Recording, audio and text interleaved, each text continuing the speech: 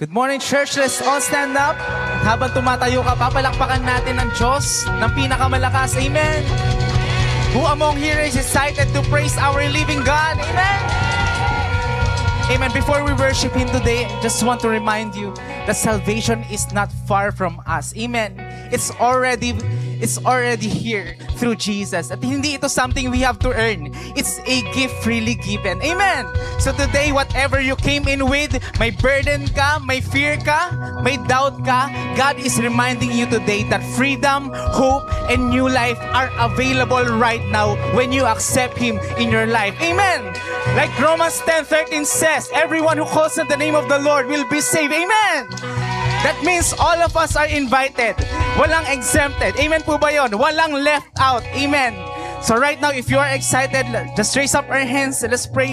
Lord, you are welcome in this place, oh God. We believe that you are here in this place already. So right now, Lord, allow us to praise and worship you today. We love you, we thank you, and we praise you. In Jesus' name, and everybody say, Amen. Come on, let's clap our hands.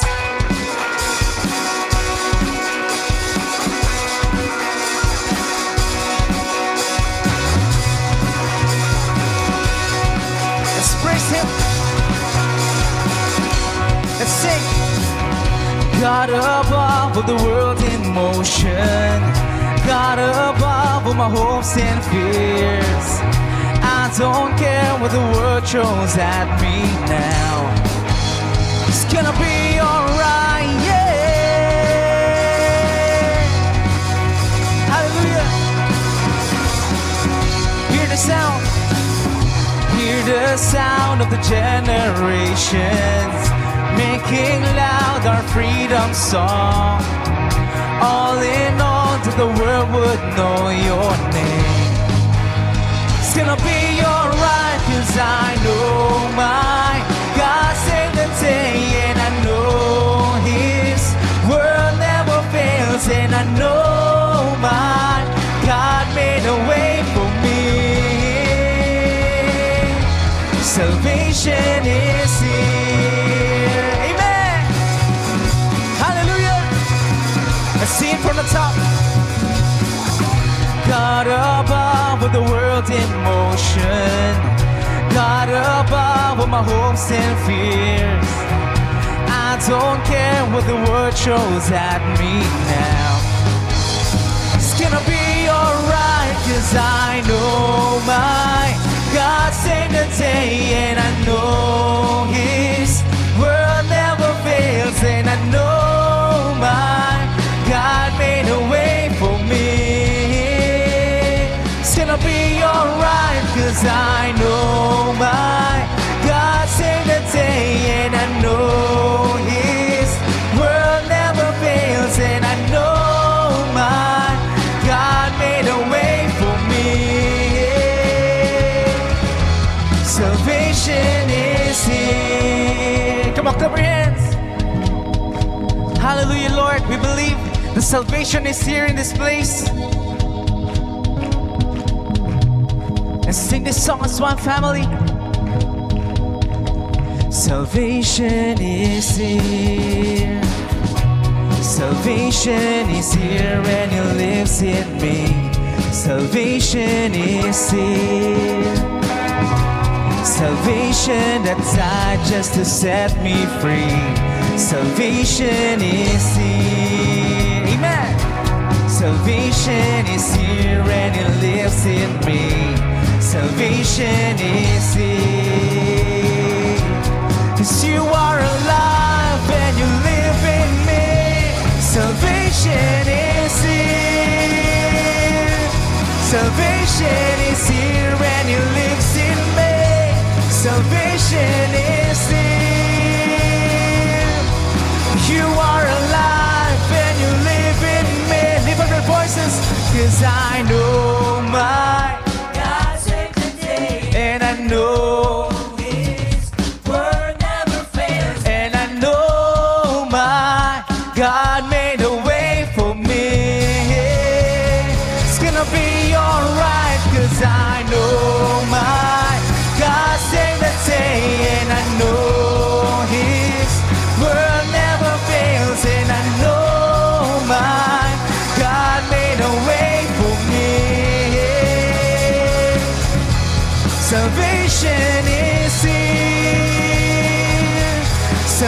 Salvation is here and He lives in me. Salvation is here. You are alive and you live in me. Hallelujah, Lord, we praise You. And as we continue to praise the living God, hallelujah. Come on, clap your hands.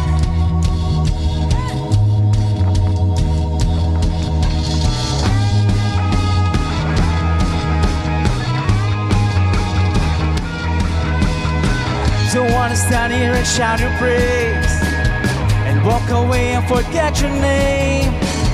I stand for You if it's all I do, 'cause there is none that compared to You. And all I want in this lifetime is You. And all I want in this whole world is You, You, You. Tell the world that Jesus lives. Tell the world that, tell the world that, tell the world that He died for them. Tell the world that He lives again. Hallelujah. Clap your hands. No longer I, but Christ in me, 'cause it's the truth that sets me free. How could this world be a better place? But by the mercy and by the grace, 'cause all I want in this lifetime is You. All I want, and all I want in this whole world is You, You, You. Tell the world that Jesus lives. Tell the world that, tell the world that, tell the world that He died for them. Tell the world that He lives again. Tell the world that Jesus lives. Tell the world that, tell the world that, tell the world that He died for them. Tell the world that He lives again. Clap your hands. Hallelujah, as we declare this song as one family. Come on, come on and tell the world about You. You sing, come on, come on. One more time, make it louder. Come on, come on and tell the world about You. That's our goal. Come on and tell the world about You. For the very last time we sing, come on and tell the world about You. Come on and tell the world about You. Tell the world that Jesus lives. Tell the world that, tell the world that, tell the world that He died for them. Tell the world that He lives again. Tell the world that Jesus lives. Tell the world that, tell the world that, tell the world that He died for them. Tell the world that He lives again. Come on and tell the world about You. Come on and tell the world about You. Come on and tell the world about You. Come on and tell the world about You. Hallelujah. Can you give your best cup offering? Hallelujah, Lord. Oh, hallelujah, Lord. Hallelujah. Yes, Lord. Wow. You know, one of the most beautiful thing about our God is not just His power, but His compassion. Amen. And I want to tell you that He sees you. He knows you. He cares deeply about what you're going through right now. And I want to tell you that He is not distant. He is near. He is not indifferent. He is full of love and mercy. That means He doesn't just save from afar. He comes close. He embraces. He restores. So if you came today feeling tired, feeling broken or in need of grace, I want to tell you that this is your moment. Our compassionate Savior is here, ready to meet you. So come on, church, let's lift up our hands. Let's just worship Him. Hallelujah.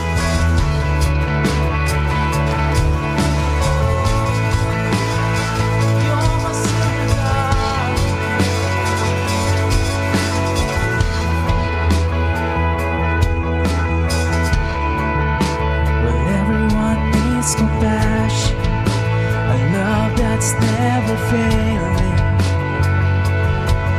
Let mercy fall on you. Well, everyone needs forgiveness, the kindness of a Savior, the hope of nations. Lift up our hands and sing this song all together. Savior, He can move the mountains. My God is mighty to save. He is mighty to save. Forever, author of salvation. He rose and conquered the grave. Jesus conquered the grave.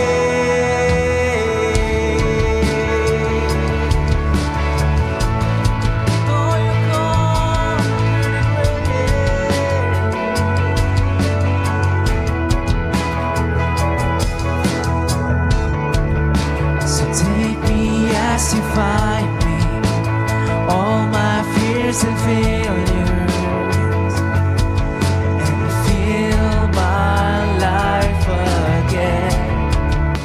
I give my life to follow everything I believe in. Now I surrender.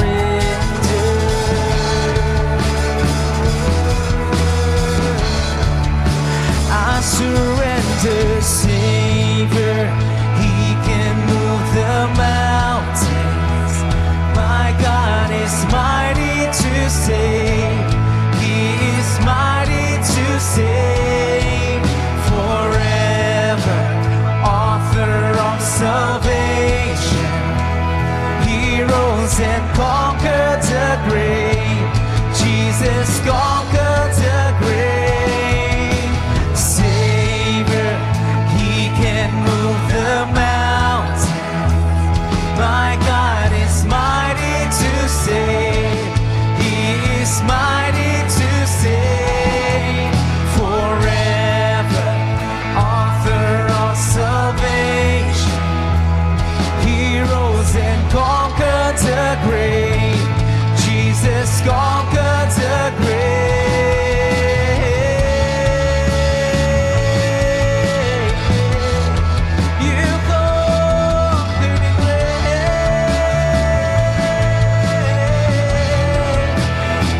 Song. Shine your light and let the whole world see. We're singing for the glory of the risen King.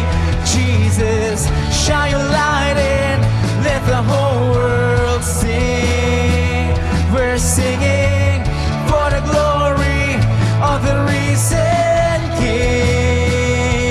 Jesus, shine your light and let the whole world sing. We're singing for the glory of the risen King.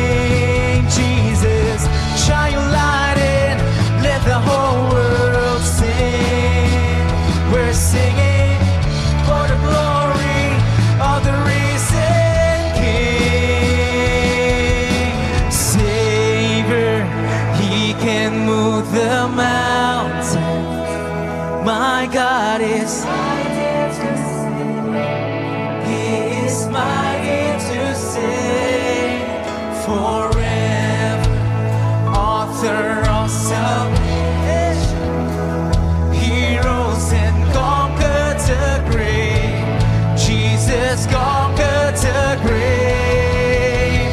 Savior, He can move the mountains.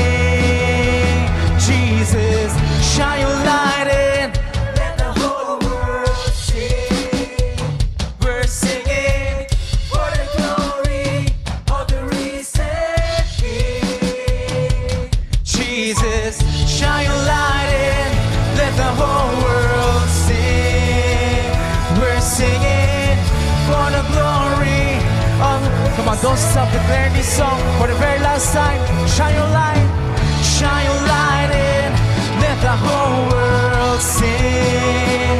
We're singing for the glory of the risen King. Jesus, shine your light in, let the whole world sing.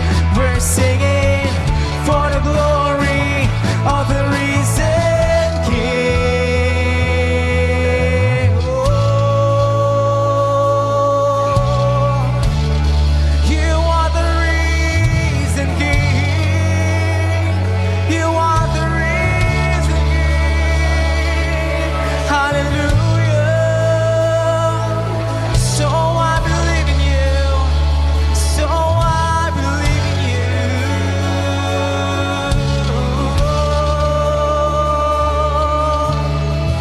I believe in God the Father. I believe in Christ the Son. I believe in the Holy Spirit. Our God is three in one. I believe in the resurrection, that we will rise again.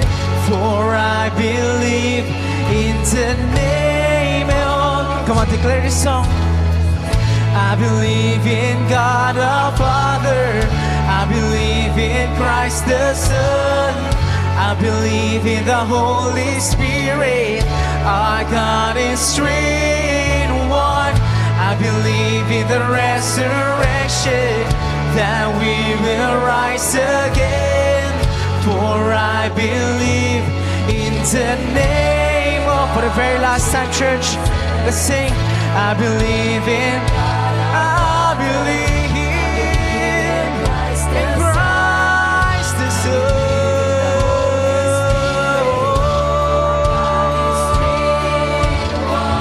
I believe in the resurrection, that we will rise again. For I believe in the name of Jesus. I believe in you. I believe you rose again. I believe that Jesus Christ is Lord.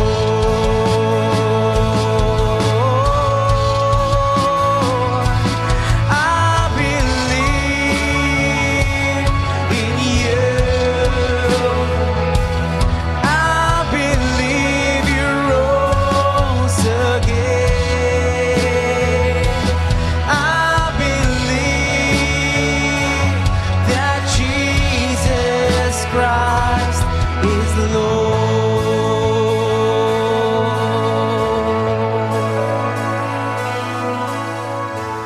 I believe in God the Father.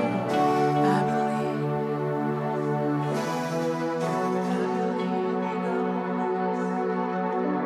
Our God is true. One. I believe in the resurrection, that we will rise again. For I believe in the... For the very last time, church, from your heart. I believe in God the Father.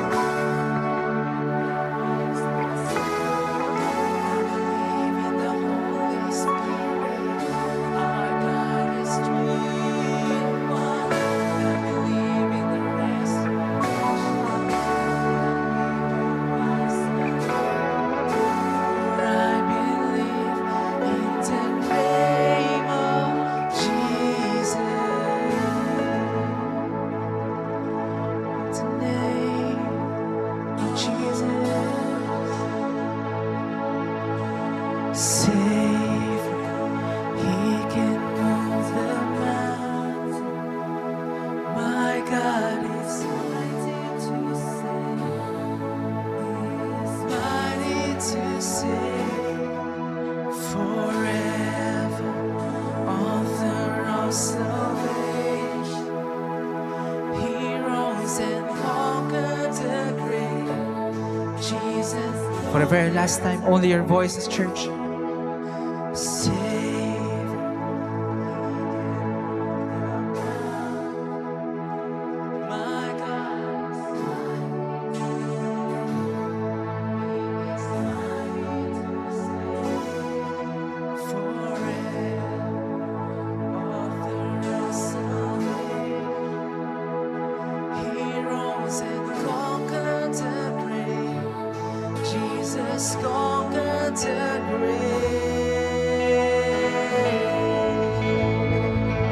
Hallelujah. Can you give your best clap offering to the God who saved us? Come on. Hallelujah, Lord. Come on, for 10 seconds more. You deserve more of your claps. Come on. Come on, praise Him. Praise Him. Hallelujah. Lord, we thank you and we love you. In Jesus' name. And everybody say, Amen, amen, and amen.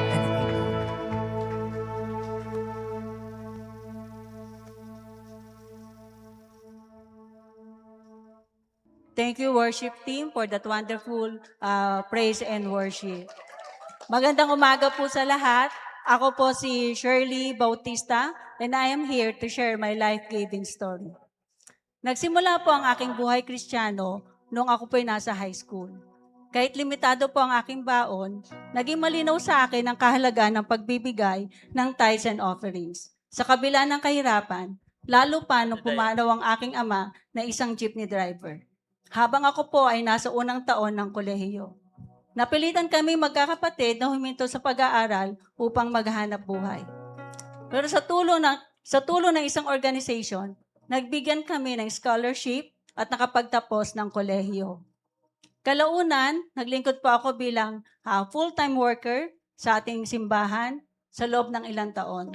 Nang maglaon, naghanap ng trabaho outside the life giver. Nakapag-asawa at pinagpala po ng 2 anak. Kahit pareho po kaming may trabaho ng aking asawa, dumaan pa rin po kami sa matinding pagsubok. Lalo na po nung nagsimula na mag-aral ang aking mga anak. Mas mabigat po dito nang maaksidente ang aking ina at kinalaunan ay naoperahan ang kanyang binti. At di maglaon ay na-admit din po sa ICU sa loob ng 40 days dahil sa mga iba't ibang komplikasyon. Na-hospital din that time ang aking biyenan dahil sa prostate enlargement at mild stroke. Sa awa ng Diyos, gumaling po ang aking biyenan, ngunit hindi po nakaligtas ang aking ina. Na umabot po sa halos 250,000 ang aming hospital bill. Ngunit sa kabutihan ng Diyos, wala po kaming binayaran. At maging ang gasto sa burol ay nairaos namin ng maayos. Lubos din kami nagpapasalamat sa Life Giver family sa kanilang patuloy na suporta sa amin ng mga panahong iyon. Sa kabila ng lahat ng pagsubok, nanatili po kaming tapat sa pagbibigay at pagbabalik ng aming tithes and offerings. Noong pong panahon ng pandemic, naitalaga ang aking asawa sa Office of the Philippine Defense Armed Forces Attaché sa Philippine Embassy sa Bangkok, Thailand, bilang assistant attaché sa loob ng 3 taon. Nagkaroon kami ng pagkakataong manirahan sa Thailand bilang bahagi ng diplomatic mission ng Pilipinas. Sa unang taon, nanatili po kami roon ng halos 4 na buwan at bago matapos ang kanyang termino, ay nakapaglagay po muli kami mag-iina ng 3 buwan. Lahat po ay sagot ng kanyang assignment. Tunay po itong naging isang malaking biyaya at karanasan para po sa aming pamilya. Last year po, May 2025, siya po ay nag-optional retirement from Philippine Army. Sa kabila nito, nanatili kaming tapat sa pagbibigay ng aming ikapu. At ang mga natitira ay nilaan po namin sa iba pa naming mga obligasyon. Kahit wala na po siyang trabaho that time, at hindi naman po kalakihan ang aking kinikita, patuloy po kami pinagpapala at hindi pinapabayaan ng Diyos. Dahil sa biyaya ng ating Panginoon, nabayaran po namin ang buong aming bahay sa San Mateo, Rizal. Nakabili po kami ng bahay at lupa sa Aklan para sa aking biyenan. Napaayos po ang aming bahay sa Calamba, Laguna. At nakabili po kami ng isang 1-bedroom condo unit kung saan po kami kasalukuyang nakatira.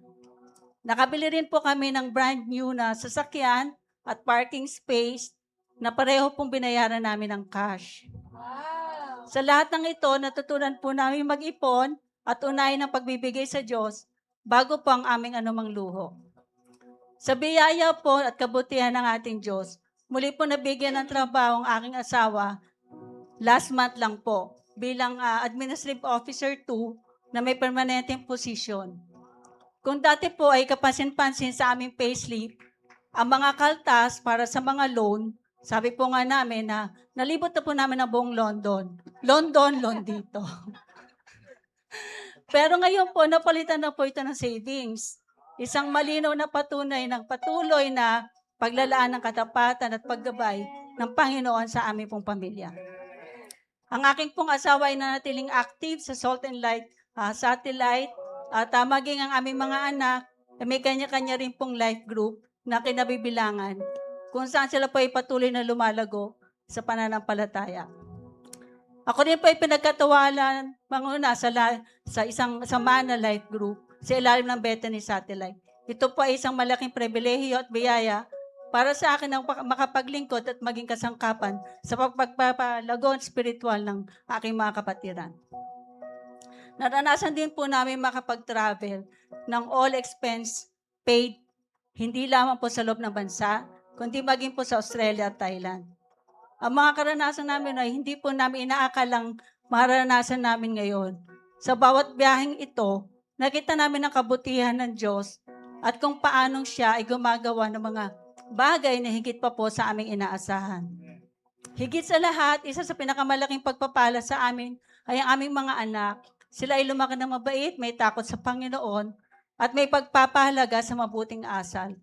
Patuloy din po sila nag-excel sa kanilang pong pag-aaral, both in academics at sa iba't ibang extracurricular activities. Tunay pong ang lahat ng ito ay bunga ng biyaya ng Diyos at patunay sa kanyang katapatan sa aming pamilya.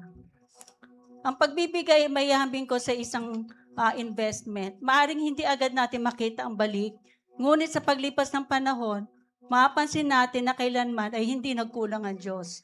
Unti-unti niyang binabalik ang mga bagay na naibigay natin at ang mga pagpapala ay umaabot pa sa buong pamilya. Totoo nga that we cannot outgive God. Kayang tapatan ng Diyos ang kaya mong ibigay, higit pa sa inaakala mo. Again, I'm Shirley Nava Bautista and I am a life giver. Church, let's give. Tatayo po tayo lahat. We will all stand. Tapos babatiin natin. We will greet one another. Nakagawian natin yun. Okay ho ba? Talagang bumati po tayo lahat kasi importante po sa atin yan. Sige po, let's roam around and say, you look great today, kapatid. Hi, hi. Sa mga nasa taas. Hi, hi. Hello.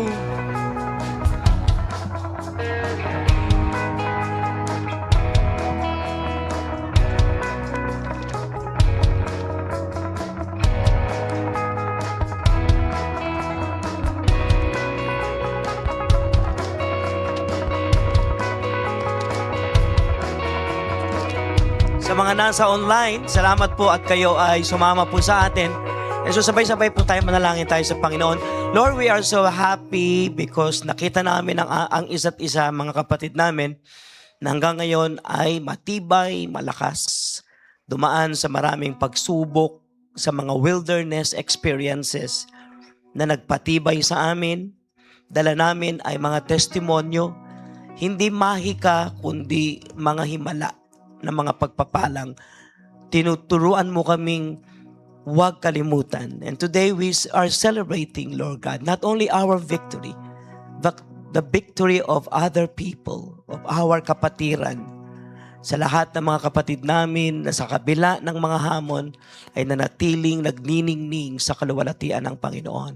We're so happy, Father, kasi anak mo sila, anak mo kami, at kami mananatiling anak mo. At naniniwala kami that you have something very special this morning that will really change us to become the better version of Jesus in this world. We love you. We thank you. In Jesus' name, everybody say amen. Sabi mo sa katabi mo, happy birthday kapatid. Baka birthday niya.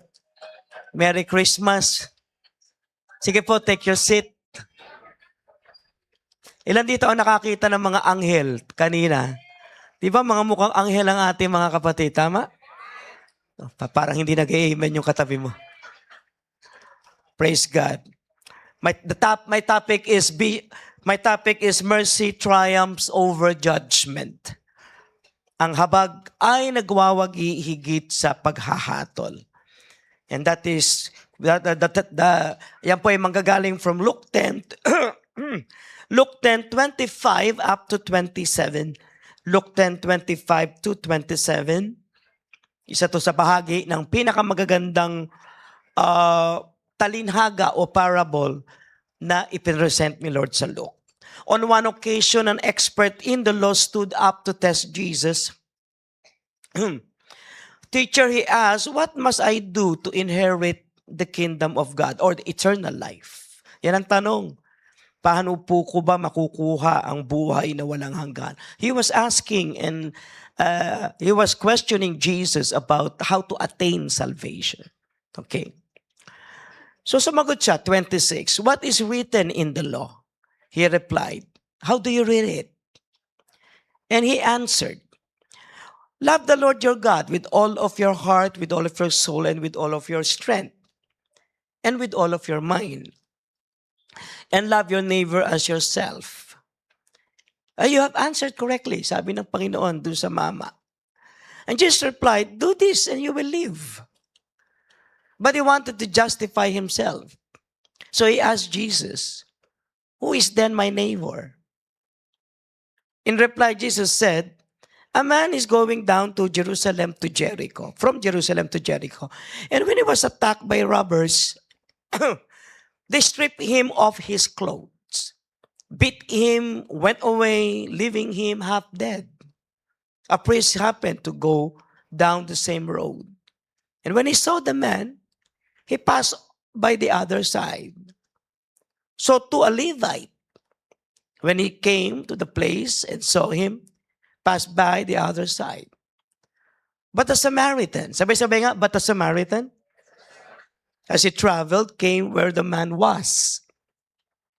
And when he saw him, he took pity on him, and then went to him and bandaged his wounds, pouring on oil and wine. And then he put the man on his own donkey, brought him to an inn, and then took care of him. The next day he took out 2 denarii and gave them to the innkeeper. Look after him, he said, and when I return, I will reimburse you for any extra expense that you may have. 36. Which of these 3 do you think was a neighbor to the man who fell into the hands of the robbers?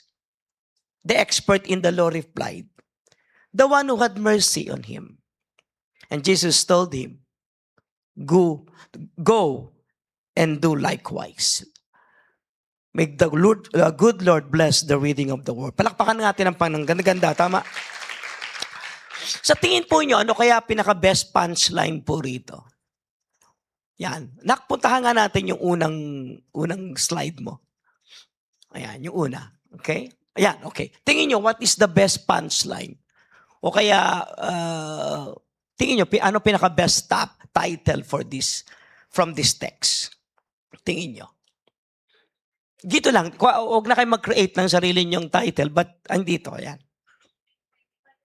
Again? Who is my neighbor? O pwede yun, who is my neighbor? Pwede. Ano pa? O what must I do? Di ba yun? What must I do to inherit? Another? Ha? Again?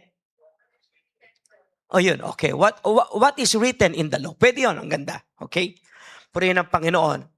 So alam ba ninyo na pwedeng palabasin natin na tayo ay tama, pero still wrong o manatili tayong mali? Pwede tayong politically correct, pero pwede tayong mali sa pagkakaunawa.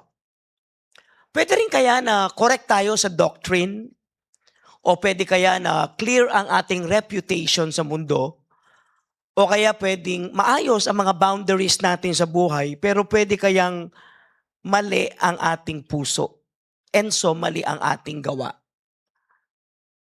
Di ba? Sa isang hate culture na tulad na kinakagalawan natin, pwede kayang tama tayo. O pwedeng sa tingin ng tao, tama tayo. At tama ang desisyon mo. And yet, mali talaga tayo. Biblically. At mali tayo sa paningin ng ating Panginoon. Marami sa atin na hindi nag-i-struggle sa faith.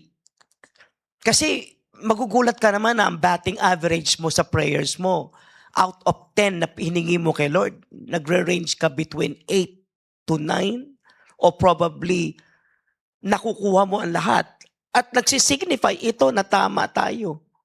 Kasi bakit? Pinakikinggan naman ako ni Lord eh. Yan. Pero pwede kayang pagod na tayo to show mercy o meron tayong tinatawag na compassion fatigue. At pwede kayang biblically correct ka pero pagod ka ng maawa. Pwede kaya yun? Pwede kayong sumagot, parang awa nyo na. Okay, salamat po at may awa pala kayo. Okay. So we struggle with compassion fatigue. Pwede yun. At the more tayo tumatagal kay Lord, the more tumitigas ang puso natin habang nag-a-accumulate tayo ng sunod-sunod na sakit at patama mula sa tao. At pwede tayong doctrinally correct, pero nagiging palaban, mapagbintang, reserve, o kaya pwedeng ayaw natin masaktan. And so, namili na lang tayo kung sino yung gusto nating makasama sa buhay. Kasi meron naman talaga silang track record na hindi tayo napagalitan at sila yung mga tao naman talaga na tumulong sa atin at sinasabi natin, nung panahon daw ako, yan yung mga nakatulong sa akin. Paano yung hindi? O kaya, we don't say, I hate people. We just say, I am busy. O kaya we say, I'm tired. O kaya may lalapit sa'yo, umiiyak, at ang sagot mo, ayoko ng drama eh. Galing na ako dyan eh. O kaya, pinakamalala, pero maayos sa salita, kasi nakatapos ka naman ng college. At ang sagot mo, basta ganito sis, I don't want to be involved. Problema nyo yan eh. Ilan dito ang nasasabi niya yun? Pakitaas nga ang kamay. Konti lang. So dito iikot ang kwento ng parable of the Good Samaritan. Sasabihin ni Christ, where the holy man passed by, and the unlikely man becomes the hero. Hindi mo akalaing may bayani. Tapos may pinasabog na statement si James, gusto kong puntahan. Kasi doktrina talaga ito. James 2:13. At sabi ni James, mercy triumphs over judgment. Sa Tagalog, ang habag ay nagwawagi higit sa paghatol. Ang awa ay nagtatagumpay laban sa kahatulan. Hindi excuses, hindi rin compromise. Hindi tolerance ang nagtatagumpay. Sabi niya, mercy triumphs over judgment. Sa ating senaryo, pakita natin sa slide, tatlong tao ito ang involved dito. Ayan. Ayan, tatlo ito So may Good Samaritan na nasa huling dumating, tapos may priest, tapos may Levite. Tapos pang-apat yung biktima. Ang apat na ito ay nagre-represent nating lahat. Hindi ko alam kung nasaan kayo rito. Pwedeng kayo yung nakahandusay, o pwede may ilan sa atin yung priest, o pwede may ilan sa atin yung Levite. Madali naman makita yung Levite Naka-Levi sila madali naman sila makita. Naka-Levi's. Okay? Yung priest, hindi ko alam. Siguro ang pantalon niya, guess. Hulaan na lang nyo. Pero sino kaya ang Good Samaritan? Actually, may panglima yan Meron din sa church na Good Samarites. Okay? So, wala dito nun. Okay. Okay ba yan? Naniniwala ba kayo? Okay, very good. Okay, walang Good Samarites dito. But anyway, hindi yun ang topic natin. But siguro, para makuha natin ang lahat, ang sabi kasi rito, itong apat na ito, sabi rito, on one occasion, an expert of the law stood up to test Jesus. Paano ba pumasok si Good Samaritan? May nagtanong sa kanya, expert of the law, probably a lawyer. At nung pumunta siya sa Panginoon, sabi niya, teacher, he asked, what must I do to inherit eternal life? So the question was highly soteriological. Sabi ng soteriological, ibig sabihin, ang tanong niya ay kaligtasan.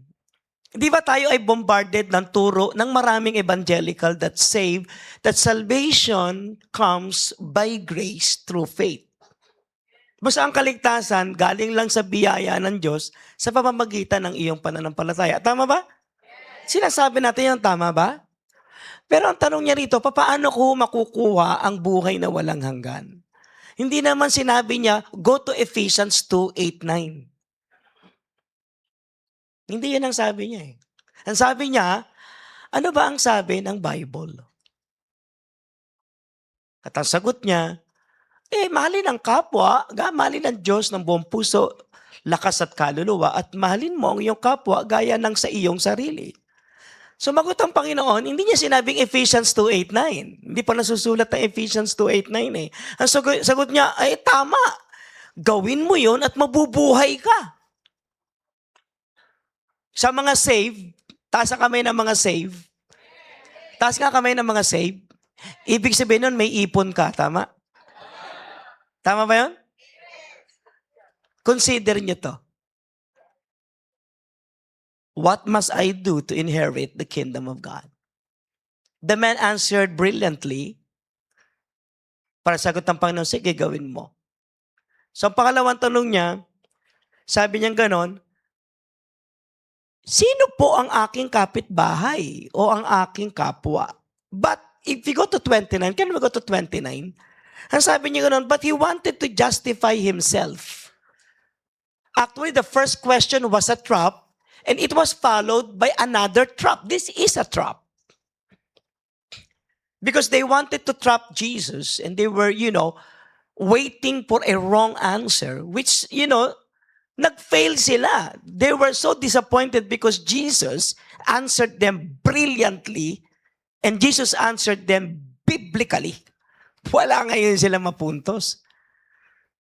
Kaya sabi ito, he wanted to justify himself. He asked Jesus, who is my neighbor. Tingnan mo ngayon katabi mo. Tingin nyo, yan ang neighbor nyo. Hindi, sagot. Pareho naman kayong may kaya. Di neighbor siya? Ay, pareho din kayo nang nag-i-struggle. So, neighbor din ba siya?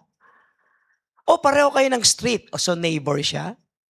Si Jesus ngayon, i-expound niya mabuti sa inyo kung sino si neighbor. Which ayaw natin tong neighbor na to. Hello? So naghahanap siya ng loophole kay Christ. Ayun na, kinuwento ni Christ yung parable. But since mahilig kayo manood ng sine, ako, bata pa ako, nanonood na ako ng sine.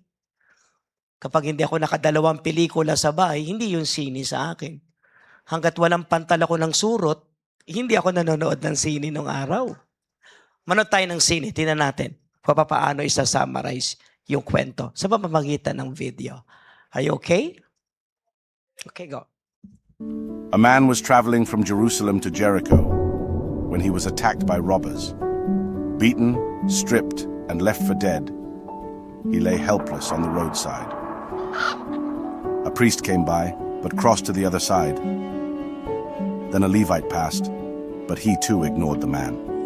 But then a Samaritan, someone from a group despised by many, stopped. He cleaned the man's wounds, placed him on his donkey, and took him to an inn, paying for his care. Jesus asked, who was the true neighbor? The one who showed mercy.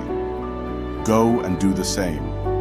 The Good Samaritan teaches us, love has no boundaries. But I tell you, love your enemies and pray for those who persecute you. Matthew 5:44.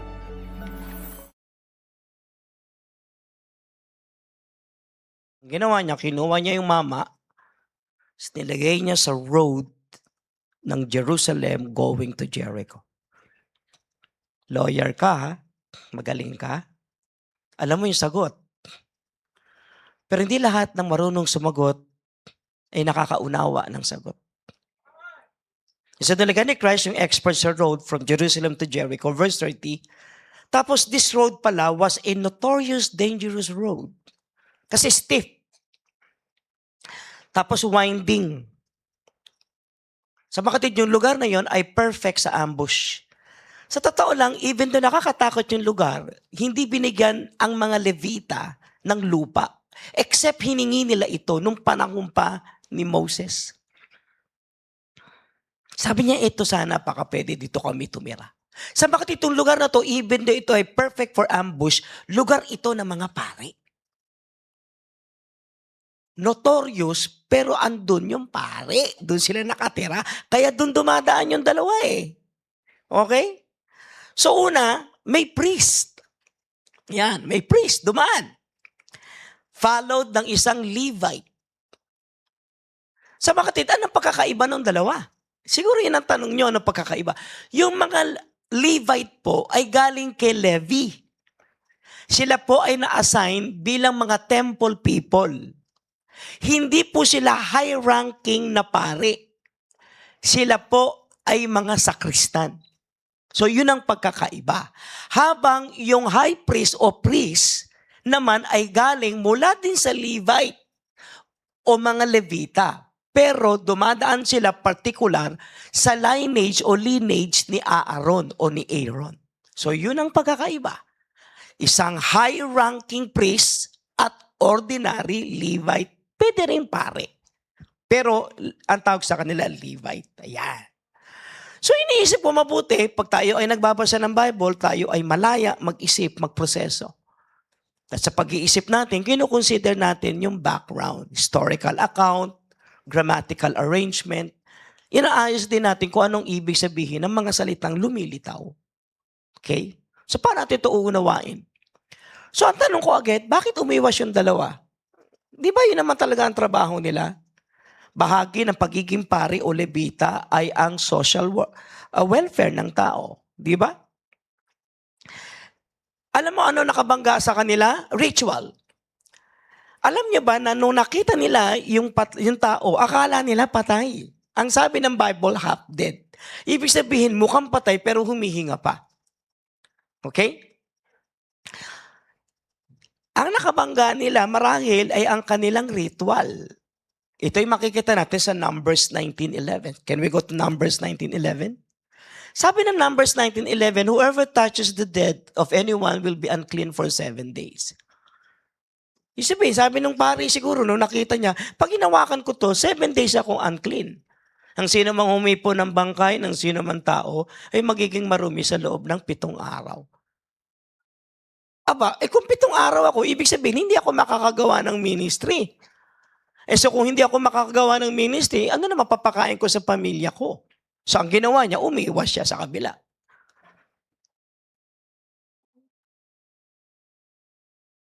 So tanong, talaga bang iwas sila sa patay? Leviticus 21:1-3. Mas mahigpit dun sa priest.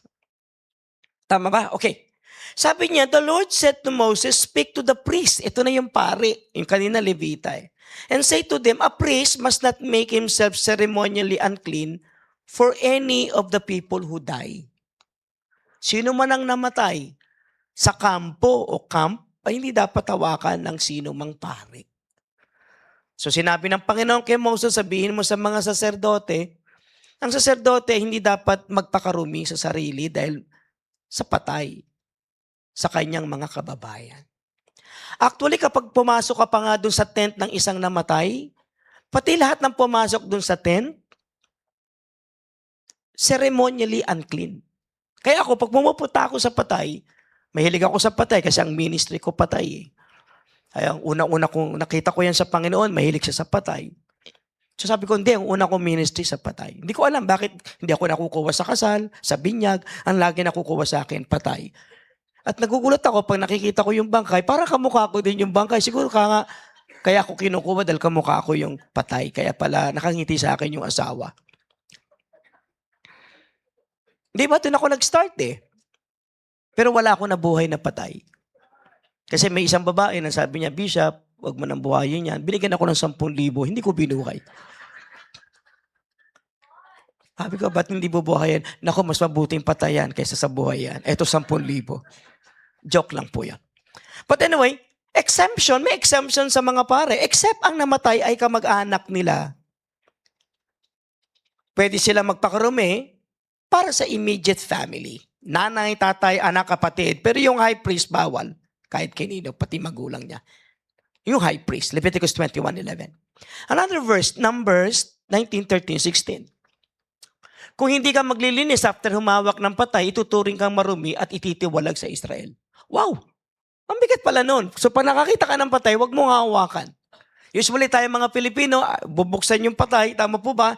Yung coffin, pagbukas natin, hahalikan natin yung patay. Tama po ba yun? Kaya ako, pag uwi ko ng bahay, kahit sinong patay, pupunta ako, lahat ng aking damit, isa-separate namin yun ni Helen, tapos maliligo kami bago kami humiga sa bahay. Sapagkat nakalagay yun sa scripture. Nasa sa inyo na yun. Kung nais niyong hipuin ang inyong mga pamilya, nasa sa inyo po yan. Pwede naman, but please consider, huwag tayong maghawakan ng kamay sapagkat anything na hinawakan nating patay ay kinukonsider na marumi. Kailangan maligo. Okay? Yun yun. So yun yun. Sa mga itong dalawang mama na ito, nung nakita nila yung nakahandusay, thinking patay, yung isa pumunta doon sa isang side, yung isa naman umiwas sa pangalawang side. Probably ang bumangga sa kanila itong Numbers 19 na ito. Okay? So ibig sabihin, 7 araw, hindi ako babalik ngayon sa Jerusalem, pauwi ako ng Jericho eh. Ibig sabihin, hindi muna ako makakapunta at hindi ako makaka-minister dahil nga 7 araw ako dapat i-separate ng sarili ko dahil nakahawak ako ng patay. Napaka-inconvenient. So ang nakita ng dalawa ay ang inconvenience ng pagtulong sa kapwa. Pero narito ang twist ng kwento. Meron palang pangatlo. Ang sabi ng Bible, but a Samaritan. Sabay-sabay nga, but a Samaritan. Kung papipiliin talaga ako ng title ko rito, dun sa punchline at nakita nyo kanina, actually ito talaga yung punchline. Yan din sana ang title. Hinuli ko lang. Pero yan talaga ang title. But a Samaritan. So tanong, sino ang Samaritan? To the Jewish ears, Samaritan was an outsider. As a matter of fact, ang Samaritan ay impure enemy. Kung bawal humawak ng patay, bawal din makipag-usap sa Samaritan. Equal yung marumi. As a matter of fact, tinatawag silang dog o aso. Meaning, sila ay enemies. So malalim ang hostility ng dalawang ito na nag-i-exist between sa mga Hudyo at Samaritan for centuries. Kasi itong mga Samaritan na ito ay naiwan bilang remnant ng bansa nung na-exile ito long ago. At ang ginawa nila in order makasurvive, nakipag-asawa sila o nakipag-intermarriage sa ilang mga hentil na isang malaking maling move na gagawin ng isang Hudyo. Ang defiling niya ang kanyang ethnicity, ang kanyang lahi. Kaya nung panahon ni Christ, hindi lumilitaw ito. Nakikita natin yung babae, lumitaw ng tanghali. At yung lugar na ito, hindi dapat daanan ng Panginoon, yung pala yung lugar na ito ay Samaritan village. So meron silang conflict sa kanilang pagiging religious, meron silang conflict sa kanilang ethnicity o ethnics, at talagang matindi ang conflict ng dalawa o historical conflict ng dalawa. At hindi akalain ng crowd na may pangatlong tao, at ang pangatlong tao na kinauti Christ, hello, hindi nila gusto.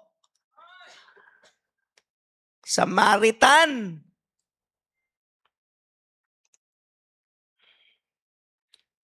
So nung makita ng Samaritan yung tao, hindi nag-argue sa kanyang theology, ba't ko siya tutulungan? Sapagkat siguro alam nung Samaritan na Hudyo naman yan ha. Hindi nag-argue sa isip niya yung ethnicity o lahi.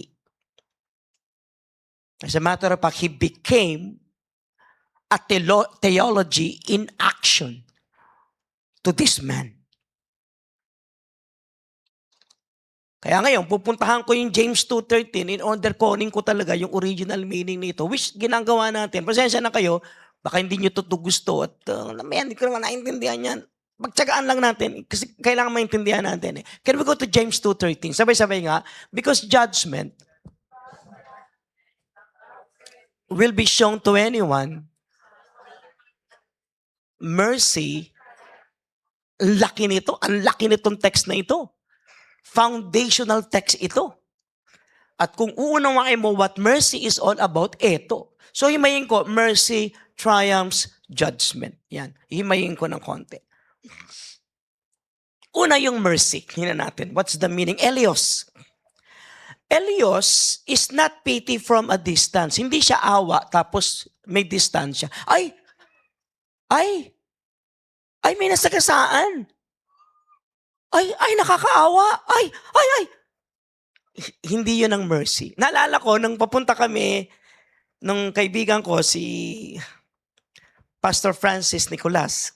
Kapatid ito ni Loida Nicolas. Ang isa sa pinakamayamang tao sa New York. Papunta kaming Sorsogon. Aba, gabing-gabi, nakakita kami ng mama na nakahandusay. Di ko alam, nasagasaan siguro siya ng truck. Tatanungin kita, nakahandusay. Kukunin niyo. Pwede sumagot. Ha? Pwede. Pero hindi ilan dito ang mag-aalanganin, pakitaas sa kamay. Nakakaalanganin gabi. Alas 11 na ng gabi. So nilampasan namin. Ako malikot ang mata ko, nakita ko eh. Sabi ko, Francis, may tao nakahandusay. Diretso kami, walang kumikibo. Nung malayo na kami, sumigaw ako, sandali lang. Pastor tayo, anong gagawin natin? Balikan natin, binalikan namin. Dinala namin sa ospital. Alam mo, sa sobrang durog ang katawan niya, naikasya namin siya halos pumasok doon sa ilalim ng sasakyan eh. Hassle. The good news is, buhay siya. Sinagot namin lahat ng gastos niya. Nagalit yung asawa. Hindi, joke lang. Nagalit yung asawa. Siya ba kayo? Buhay po siya. Binitawan lang namin nung alam namin okay na. Yung pala, hindi pala ito nasagasaan. Ito pala yung nagbibisikleta, sobrang lasing. Bago siya masagasaan, bagok yung ulo niya, sugatan siya. Buti na lang, naiiwas namin siya para masagasaan siya ng mga bus doon. Nalagay namin sa ospital. Ginawa ko to ilang beses na. Diyan sa EDSA. Napakapakialamero ko. Nandiyan ba kayo? So mercy, Elios, is not pity from a distance, but active compassions that moves towards sufferings. Hindi lang pity ang Elios ay may kasamang aksyon. Gumagawa ka ng paraan para maibsan yung hirap ng iba. Si kapitbahay ay isang taong hindi mo kilala. Kaya sabi ng Beatitudes, blessed are the merciful, Macarius. Sabi nito, blessed are the merciful. Makarioi hoi elemones. So that is mercy. Pangalawa, triumphs over is katakaw-katay. Meaning is to, slide please, ayan, to boast over or to stand over as the winner. Triumphs. Ang ibig sabihin, mercy daw boast over. Triumph over judgment. Ibig sabihin daw, katakaw-takatay, ibig sabihin daw, nagtatagumpay daw. Yung Elios daw nagtatagumpay. Umiibabaw. Nagwawaki. So yun ang ginamit niya sa triumphs. Tuloy tayo. Had compassion. Ito namang had compassion, ang Greek na ginamit is splanknizomai. Ayan, splanknizomai. Walang end doon, pero ganun ang pagkaka-pronounce. To be moved in the inward parts. So ito pala ang tinatawag na gut-level compassion. Ginamit ito sa Luke 10:33 dito sa kwento. Intindihin natin mabuti ito. Lumalabas na ito'y habag sa kaibuturan. Malalim na habag. Okay? Yung verb na ginamit sa Luke 10:33, but the Samaritan, when he saw him, he had compassion. Ang ibig sabihin nito, ito raw yung habag na ramdam mo raw sa bituka. Gut level eh. Dama mo raw sa bituka. Yung ang feeling mo, parang sinisikmura ka sa awa. Yanig yung buong pagkatao mo at hindi ka mapakali kapag wala kang nagawa. Yun eh. Umano na kami, iniwasan na namin eh. Problema, nasa kalye siya, wala siya sa gutter. Sumigaw ako. Sandali lang. Patay yun ah. Doon lang kami natauhan na naalala namin, mga pastor pala kami. Anong gagawin namin dito? Pala buhay.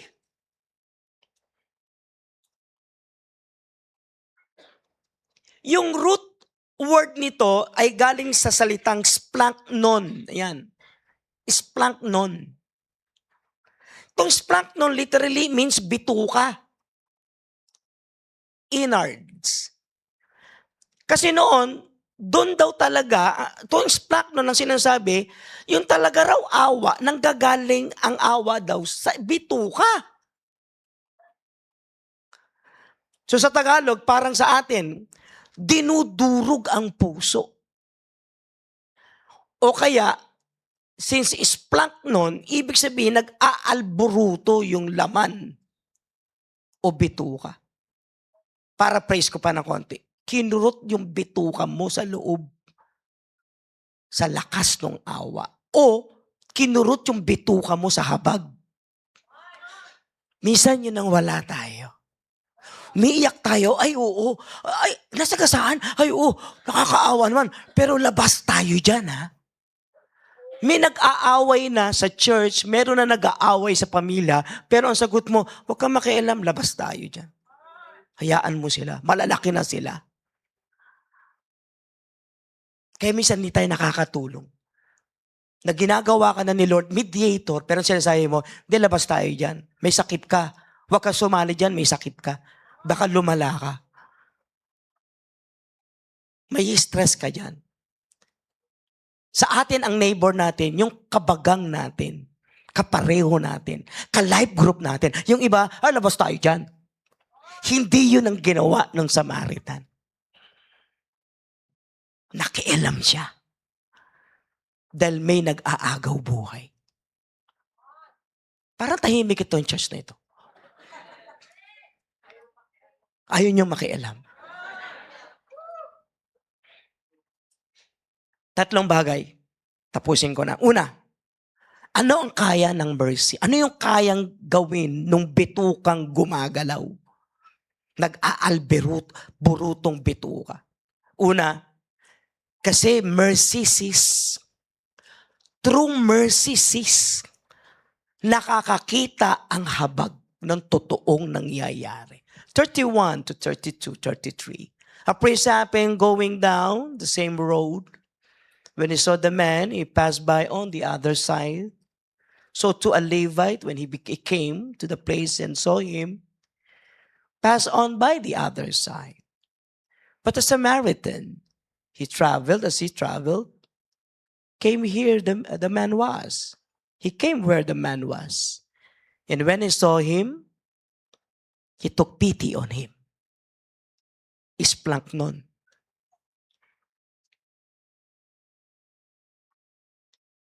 So the priest, when he saw the man, sabi sa Bible, he passed by. Nakita niya, iwas. Dinaanan. The Levite, when he saw the man, naku naman, he passed by on the other side. Yung dinaanan ito, kasi high ranking ito, dito naman ako sa kabila kasi hindi naman kami pantay. But their seeing didn't become serving. The seeing was never converted to serving. Ganon tayo minsan. Ang dami natin nakikita. Pero pwedeng wala tayong ginagawa. the love to serve inside the temple. These people love to serve the Lord inside the temple, but they fail to serve the Lord outside the temple. Some people look, but still don't see.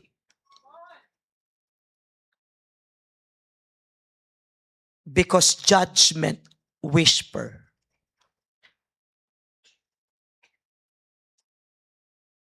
Verdict. Tatagal ka. Ang dami mo pang appointment.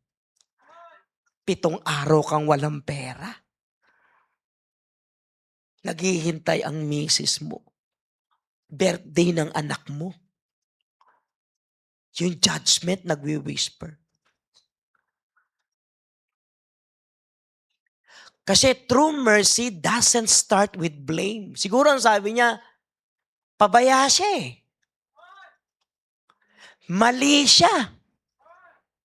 Alam naman niya na dito sa lugar na ito, kami lang ang hindi ginagalaw, dumaan pa siya dito. But alam nyo, true mercy starts with burden. Ano nangyari? Ano magagawa ko? So mercy starts with splanchnizomai. Tulak mula sa bituka. Kurot ng bituka. Nag-aalborotong loob. Sabi ng iba that we were saved by grace. Ephesians 2:8-9. Same chapter, ito po ang sabi. Ephesians 2:4-5. But because of His great love for us, who is God, who is rich in, sabay-sabay, in Elios, made us alive with Christ when we were still sinners, or dead in transgression. Saka sinabi niya, it is by grace that you have been saved. We were saved not only by grace, but by love. We were saved also by mercy. Nakita ni Lord, handusay ka, binugbog ka, half dead.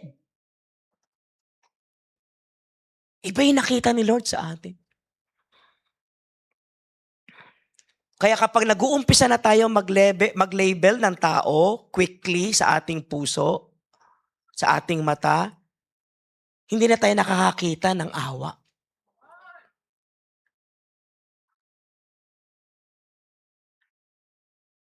Alam nyo, when you help your mother, that is love.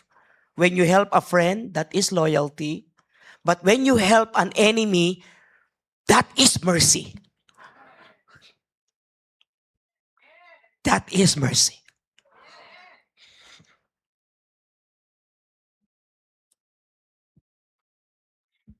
Are you okay?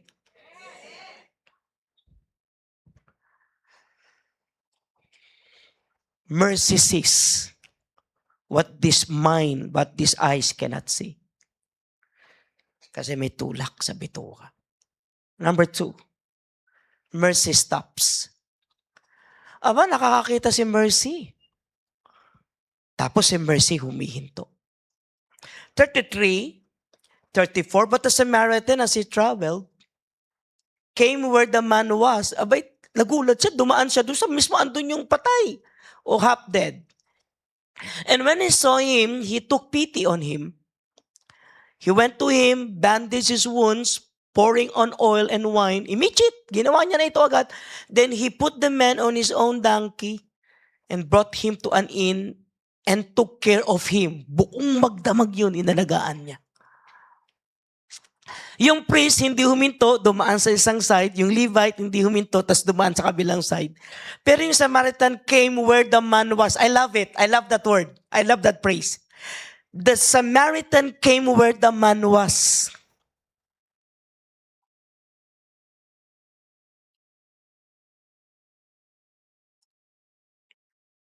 So mercy doesn't love to take the opposite side of the road.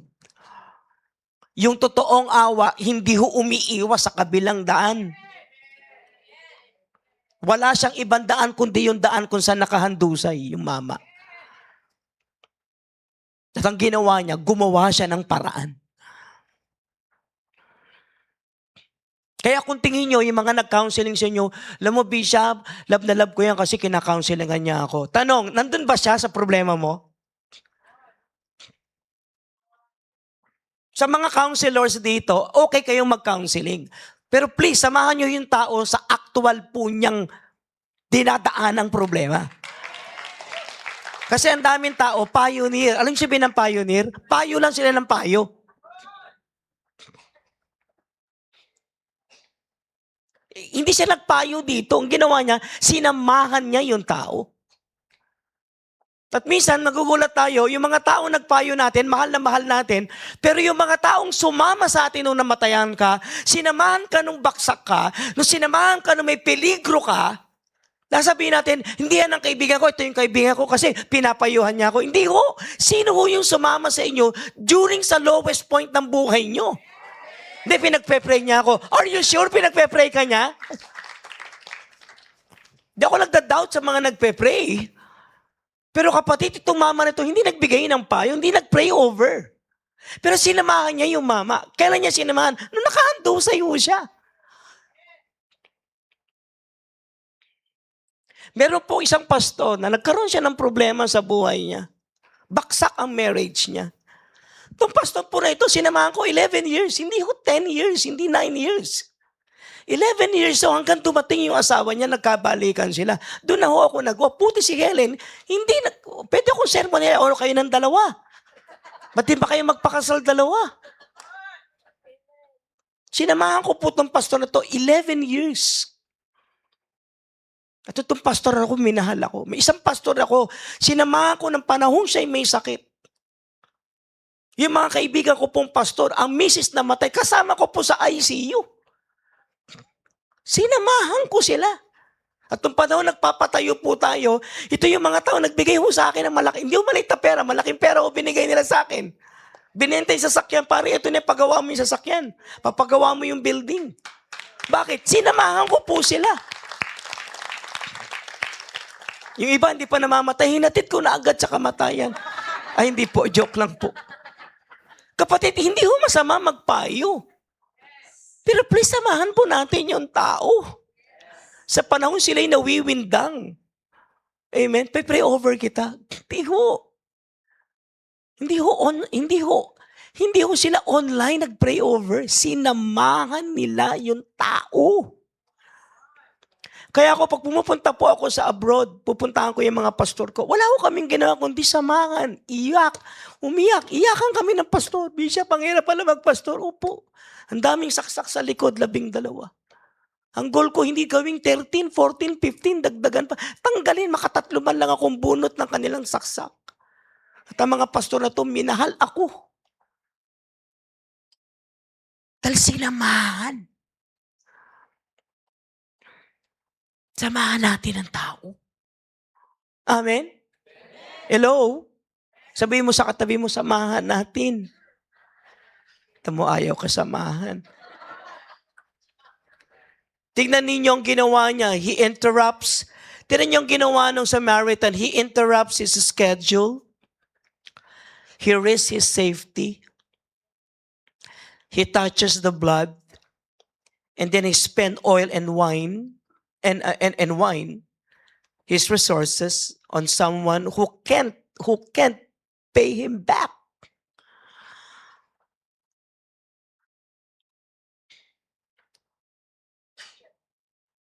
Mercy is expensive.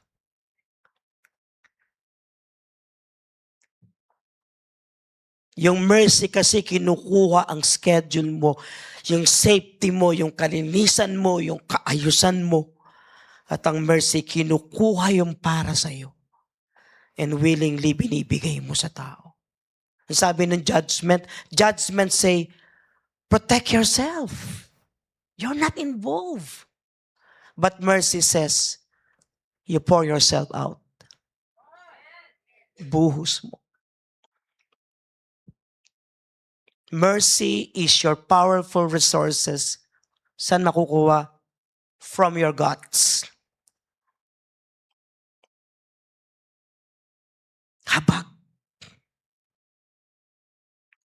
Hindi kabag. Hindi ako nagpapatawa. Totoo yun. Habag, hindi kabag. Are you okay? Mercy cease, mercy stops. And number 3, mercy stays. Mercy stays. And then he went to him, bandaged his wounds, pouring on oil and wine. And then he put the man on his own donkey, brought him to an inn, and took care of him. The next day, he took out the 2 denarii and gave them to the innkeeper. Look after him, he said. And when I return, sabi niya, I will reimburse you for any extra expense that you may have. So hindi lang siya nagbigay ng first aid, kompleto siya sa gamit. Sinakay niya ito sa kanyang donkey o bisiro. And then he brings him to an inn. He pays.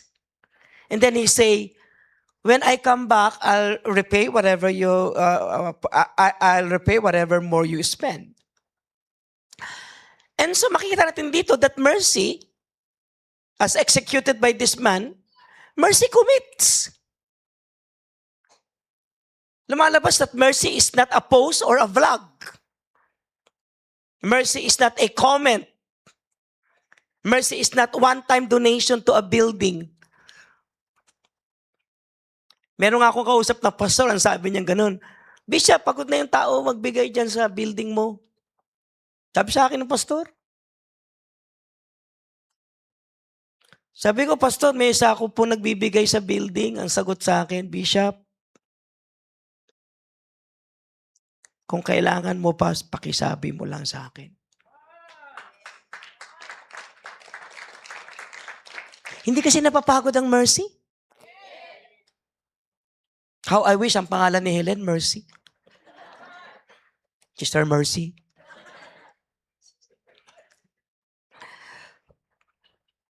Hindi napapagod ang mercy. Yung mercy nagko-commit, hindi nagko-comment.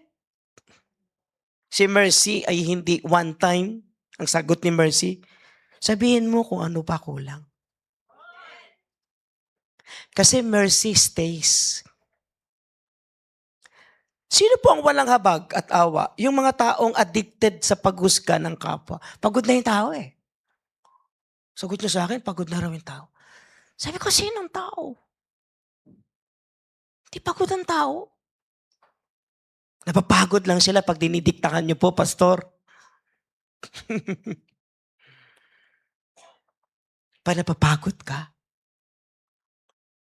Kailan magbabago tong tao na ito? Panapapagod tayo na makahintay ng pagbabago ng tao. Pag alam mo, sagad ka na. Pagod na ako, sagad na ako. Hindi yun ang nakita natin. So sino po ang walang habag? Yung taong addicted sa paghusga ng kapwa. Yung mga taong ayaw ko na ma-involve pagod na ako Yung mga taong may iniingatan, ay mapapagod. Mga taong may priorities, but definitely mapapagod. Yung mga taong may ritual na pinapreserve, may calling na hinahabol, may hurts na inaalagaan, kinikip. Mga taong maraming sama ng loob, pwede pagod. So tingin ko yun ang isa sa reasons. At higit sa lahat ang napapagod at walang mercy yung mga taong victim mindset. Kakalimutan nila yung mga taong tumulong sa kanila dahil pinagalitan sila. In-expose ang pagkukulang nila. At ito yung mga taong hindi maaawa because ang target nila makaganti. At makikita natin yan sa post. Sabi ko, ba't ganito nangyari sa Pilipinas? Bakit ganun ka-hostile tayo? Sa dating presidente, sa present na presidente, sa dating vice president, sa present na presidente. Sabi ko, ano nangyari? Nagkabangga-bangga. Nawala na sa amin yung virtue ng awa, which napakalaking virtue meron ng Pilipino. Sabi ng priest sa isip niya, if I stop, what will happen to me? Sabi ng Levite, if I stop, what will it cost me? Pero sabi ng Samaritan, if I don't stop, What will happen to him? Yung dalawa, anong difference? Anong mangyayari sa akin? Anong mangyayari sa akin? Anong istorbo mangyayari sa akin? Anong cost ng pera ilalabas ko dyan? Hindi naman ako, labas naman ako dyan. Problema naman niya yan. Pero ang sagot ng Samaritan, pag hindi ko to tinulungan, anong mangyayari sa kanya?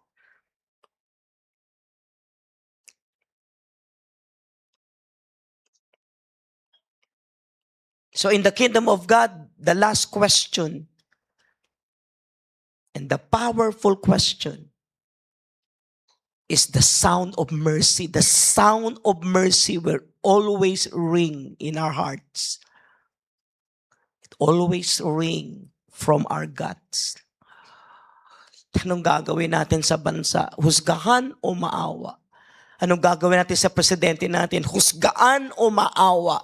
Anong gagawin natin sa vice president natin? Husgahan o maawa? Sabi ni Christ sa expert of the law, but the Samaritan. After i-focus yung camera, daming tama ng camera, nag-focus yung camera sa Samaritan. At siguro ang tanong nyo, who is the Samaritan? You know, the answer is, Christ is the Samaritan. He is the Samaritan. Bakit? Ayan o, because the gospel is this. Jesus didn't pass by us. He came to where we were. He carried us. And then He paid for us. Ang sabi niya, and He promised us for a return. Mabalik ako. Ano yung kulang babayaran ko? So the Good Samaritan is Christ. Siya yun, si Kristo. Ang Good Samaritan. Nakakagulat as I close. Tinanong niya ng tanong. Sabi niya, 36. Sabi niya, which of these three do you think was a neighbor to the man who fell into the hands of the robbers? Sumagot yung expert of the law. Oh, ano sagot niya? Sige, ano po sagot niya? Go, 1, 2, 3, go. Tama siya. Tama yung sagot niya, pero hindi authentic yung sagot niya. Why? Hindi niya sinabing, di yung Samaritan. Why? Bias siya. Lumabas pa rin yung ethnicity. Tinanong siya, sino sa tatlo? Ang sagot niya, di yung isa na naawa. Ba't hindi niya sinabing, the Samaritan? Bakit? Sa kabila ng paraan ni Christ, dalin siya muli, magkabati silang dalawa. Ang sagot pa rin niya, di yung naawa. Di ba ganyan pag galit tayo? Ayaw natin sabihin yung pangalan kahit tama sila. Di yung isa. Tama bang observation? Maawa kayo sa akin. Tama ba? Ganyan tayo. Di okay. O mahal ka rin ito. Ay, don't mention his name or her name. Basta, yung mabait, yun siya. He still have the guts to preserve his ethnicity. He answered it correctly but lacked authenticity. Sumagot si Christ, sino? At alam mo sagot ni Christ? Dito ako magko-close, promise. Jesus told him, among sa tatlo, sino? Sabi niya, yung naawa, sagot ni Christ, yung Samaritan. At ang sagot ni Christ, go and do likewise. Alam mo, sagot ni Christ? Are you okay? Actually, be a Samaritan. Be a Samaritan. Not Samarites. Not Samarisol. Hello? I am the Good Samaritan. Be a Samaritan. Sabi mo sa mo, be a Samaritan. Congratulations sa mga taga-Samar. Leyte. Be a good Samaritan. Kapatid, yung katabi niyo po, pag nagkamali, just be a good Samaritan. Huwag lang kayo magpayo.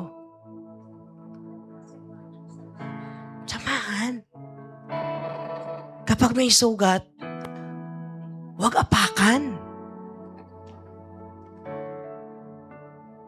Ilumin. Refrain from releasing judgment to kapwa.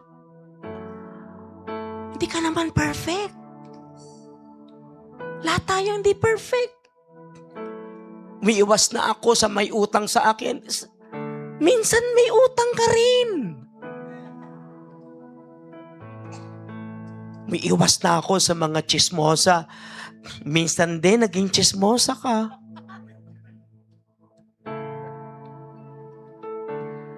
For mercy triumphs over judgment. Dapat habang nagiging matanda o nagkakagulang tayo at wala na tayong lakas, dapat lumalakas ang tulak ng bituka upang maawa. Darating ang panahon, magfe-fail ako, magkakasala ako.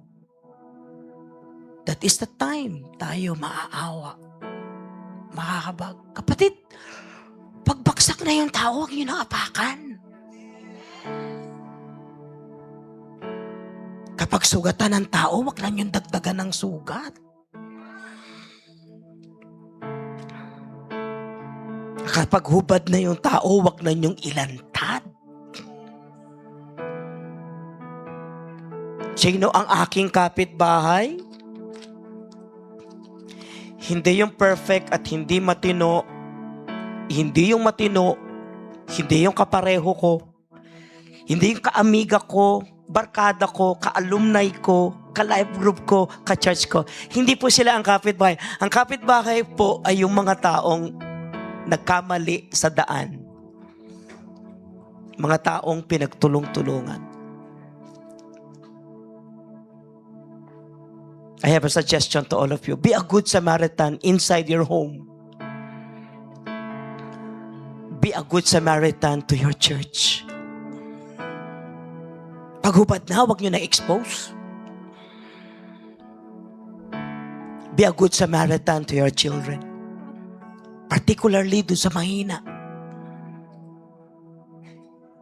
Be a good Samaritan to your coaches. Alam nyo maganda? Be a good Samaritan even to your enemies, even to your worst enemy. Be a good Samaritan to them.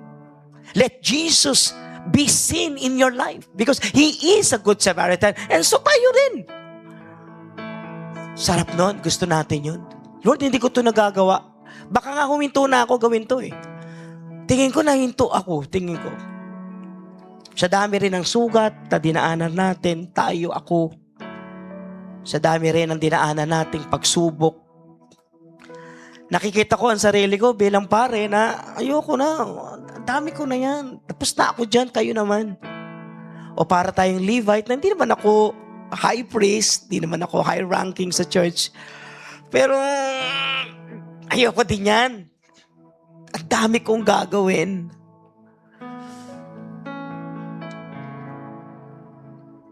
Pero may Samaritan.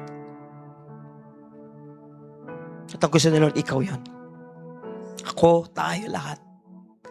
Balik tayo dun sa pinaka-diwa. Alam mo ang mercy? Nasaan ang mercy? Nandyan sa bituka mo. Nandyan sa kaloob-looban ng buto mo. It's right there, in your bone. It's right there in your gut. Bangon tayo. At umpisahan natin, don't be hostile to people. Because mercy triumphs over judgment. At ang sabi ni James, at sa panahon ng paghuhukom, sure daw yung taong maawain na hindi siya hahatulan ng Diyos kasi yung same amount ng judgment na ginawa mo sa kapwa mo is then the same amount and measure na gagawin din sa'yo. Kaya yung salitang siksik, liglig, umaapaw, hindi naman siya sa pera. It is about judgment. Umatol ka sa kapwa mo, hahatulan ka, siksik, liglig, at umaapaw. Tingnan niyo yung text. Kaya sabi ko nga, Lord, ako yun, yung pare, at ako yung Levite. Iwas na, ayoko na. Ayoko na may kaibigan, ayoko na yung galinto. Ayoko na. Sakta na ako. Mali! Batid, bangon tayo. Kung may isang epitome, kung ano ang awa, tayong lahat. Kasi mas magandang modelo ka ng awa at tabak. Tatayo tayo lahat, mananalangin tayo sa ating Panginoon.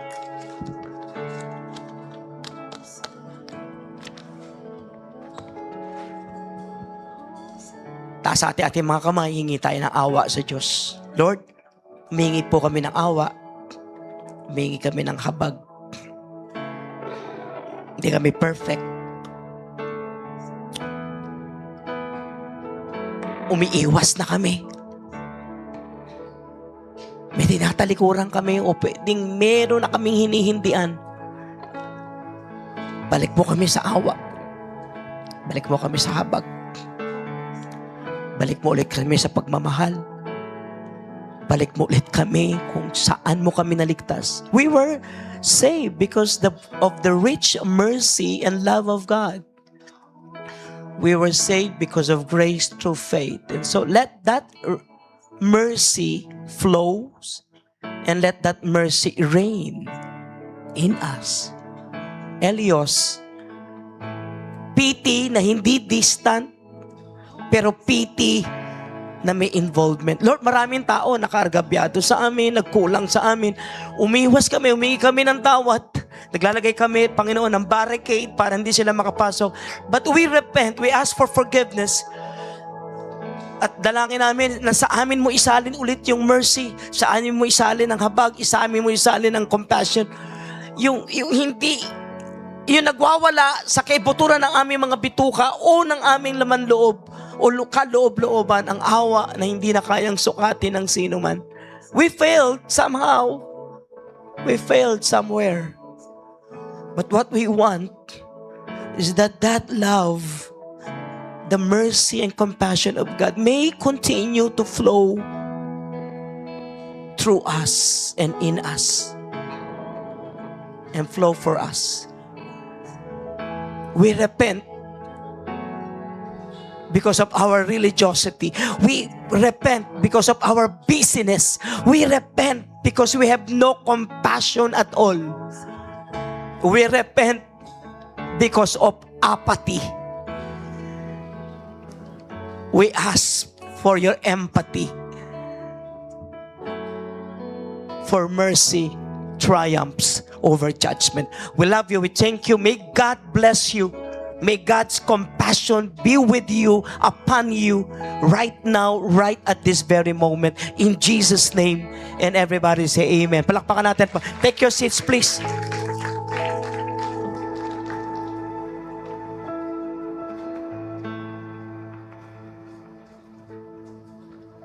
Muli, palakpakan po natin si Bishop. This morning, no, sino maamin na ayaw, napagod na tayo na ma-involve sa mga taong nangangailangan? No, napagod, na-offend, no, ayaw na natin. Pero sana today kinurot, no, ginamit si Bishop na kinurot yung ating mga bituka, kinurot ang ating mga puso to have mercy again. Di ba? Mercy that sees, mercy that stops, and then yung huli, mercy that stays. So sana po ang ating challenge today, be a good Samaritan. Sabi mo sa katabi mo nga, be a good Samaritan. Amen. And so this morning, gusto ko rin pong i-acknowledge lahat ng ating new friends. So if you know that you have a sticker, anong kulay ng sticker natin today? Green. So if you have that green sticker with you or baka katabi mo, ikaw ang nag-invite, may I invite you to please stand up. We'd like to acknowledge you. Habang pinapalakpakan at ina-acknowledge po tayo ng buong Life Giver family. So today we have 1, 2, 3, 4, 4 po na new friends. And gaya po ng narinig ninyo, no, ang buong Life Giver family, we are ready to extend that mercy, no, to all of you, and I pray that Jesus will also make you experience that. So Life Giver family, let us extend our hands to all our new friends this morning. As we pray for them, Father, we thank you for the lives of these new friends. Lord, truly, it was never an accident na nakasama namin sila this morning. Lord, I pray, Lord, maranasan, hindi lang maramdaman, pero maranasan at makita nila ang pagiging good Samaritan mo sa buhay nila, that you will stop to help them, that you will stay with them, and then you will come back for them as well, Father. We thank you for their lives in Jesus' name.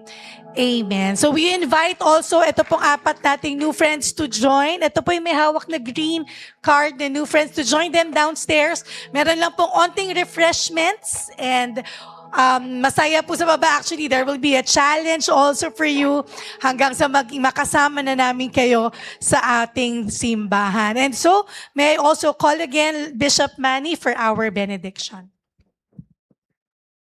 Alam nyo, good news, maaga tayo natapos, tama ba? Alam nyo bakit? Naawa po ako sa inyo. Hindi, fake. Can we all stand, brothers and sisters? Hallelujah. Raise your hands, please. May the good Lord richly bless you and your children. May He keep you from falling, make you stand unblemished. May His grace work in you, His face shine on you. May His abundance flow throughout your lifetime. With enjoyment, good health, soul prosper. May you have life to the fullest. Receive this from Jesus Christ, when fellowship ends. Alam nyo, I have a good news. Nadia Montenegro is here. Birthday niya ngayon. At alam nyo, good news, makakainin niya kayo lahat. Amen? Pero doon na raw sa kaharian ng Panginoon Diyos. Are you okay? Sabi mo nga sa katabi mo, it is really nice, sabi mo, to worship with you together with the children of God. God bless you. See you next week. Those who want to be prayed over, I'm over here, willing to pray for you. Hallelujah. God bless you.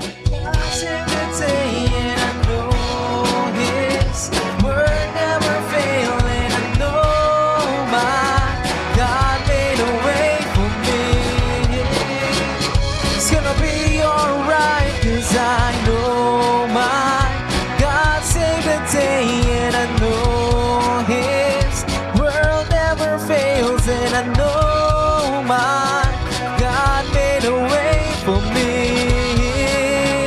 It's gonna be alright, 'cause I know my